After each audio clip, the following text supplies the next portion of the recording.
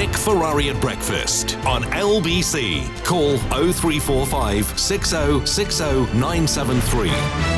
7 minutes before 8 is the time. We'll come back to taking your calls about these new requirements and restrictions and indeed rules that have come in. But let's get some more pointers from Conservative MP and Care and Mental Health Minister Gillian Keegan, who joins me now.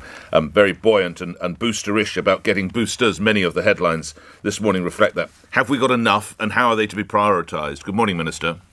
Good morning. Yes, we've got enough. The NHS are working on operationalising the plan right now with the Department for Health. I'm pretty sure they'll be prioritised as they were previously in age cohorts. So obviously we've done the most vulnerable people and the oldest in our population. 17 million boosters have been jabbed or administered. And there are more people who are still eligible. So I'm getting mine this week, actually. But they will probably use the same process we've used, which is age cohorts. Now, the rules for face masks and travel are for 3 weeks, but I understand the self-isolation is in place indefinitely. If that is the case, is there not danger of another pingdemic? What are we doing to avoid that, Minister? Well, obviously, what we're doing is waiting on the input from the scientists. So we need to just buy some time so that they can tell us, exactly how effective our current vaccines are against the variant. And we just need that more input from them. Until we get that, obviously, we want people to self-isolate. I mean, we ask people to self-isolate anyway. If they get a positive test, they have to self-isolate. Obviously, now, if you've been in contact with somebody with Omicron, we're asking you to self-isolate just so we can slow the spread, to give the scientists enough time to be able to give us more input and more information. You won't be surprised. Every minister who does the round is asked the same question. How safe is Christmas, Minister? Well, I mean, we're saying, we want to, obviously the best thing we can do, and what I've said before is, we want everybody to come forward and get their jab for Christmas, before Christmas. If you haven't had your first jab, there's about 4.5 million people who haven't. Come forward, please. If you haven't had your second, come forward. Your booster, when you're called up, come forward. The best thing we can do for everything, really, to protect our society and to, make sure that we can go about our daily businesses as much as we possibly can, is for everybody to get their jab. It is the best wall of defence. So, yeah, all we want for Christmas is everyone to get their jab. And what about attending a nativity play? Would you recommend that? Well, yes, I think we've said go about your plans. I mean, obviously, wear a mask, be cautious. All the things that people usually put in place. To be honest, I think most people have been sensible all along. But we're not saying to people cancel your plans. And I'm sure it'd be lovely to go to a nativity play right now. Some of my listeners are a bit confused. If they want to buy an orange juice from a supermarket, they must put on a mask. But if they sit in a pub and waiting for their orange juice to be served, surrounded by strangers, they don't need to wear their mask. Why might that be? Because they'll be drinking the orange juice in the pub and they will be taking the orange juice home. Yeah, but while they're waiting, would it not make sense? They're sitting all that time? No? Well, I mean, you take them on and off in pubs. That's why we've basically not made it mandatory in pubs. But a lot of people do go into pubs and sit there with their mask on. Mm-hmm. And until they get to their table, they do that. It is something that, people take a personal decision. But, I often put my mask on until I sit down and then I take my mask off. Same with going into other venues. But the thing about restaurants and pubs is people are eating and drinking, pretty much all the time. You might have the first bit of wait while your food comes, but you're eating and drinking all the time, so your mask's on and off. So that's why we've made the distinction between shops, where you're going into crowded places with lots of people, particularly this time of year, and we've basically made that distinction. But we will be reviewed every 3 weeks.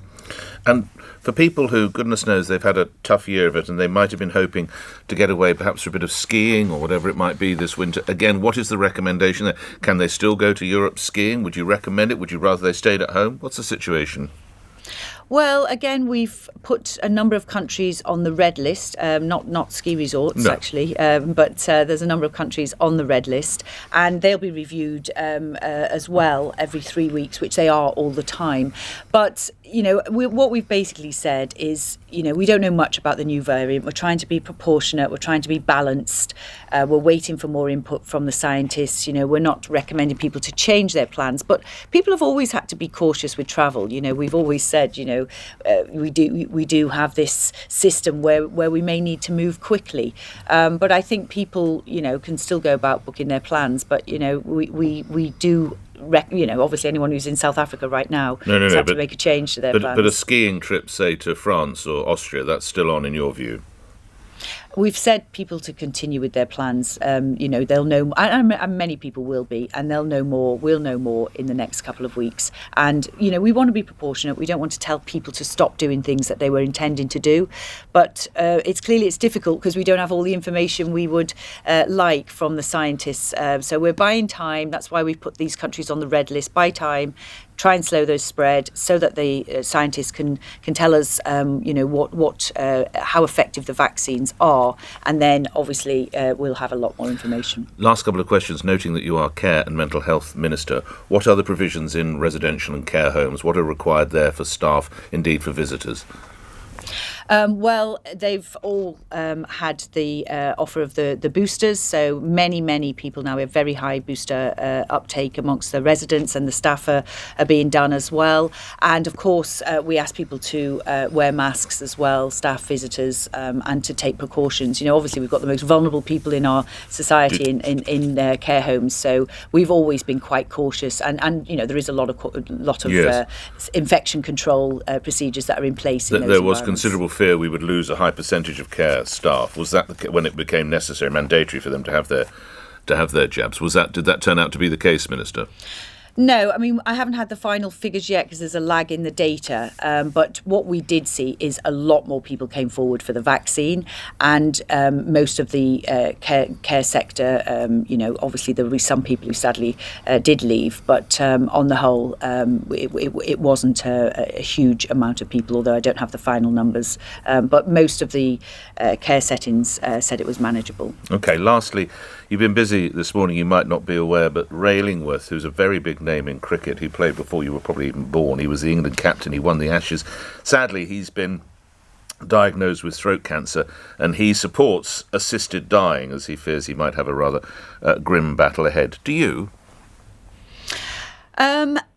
I've gone back and forth on this actually because I now have the responsibility for that, but it is a conscience issue. It's not something that the government sort of sets a path on, as it were. But I have a lot of constituents in the same situation as Ray, or just very elderly who do support assisted dying.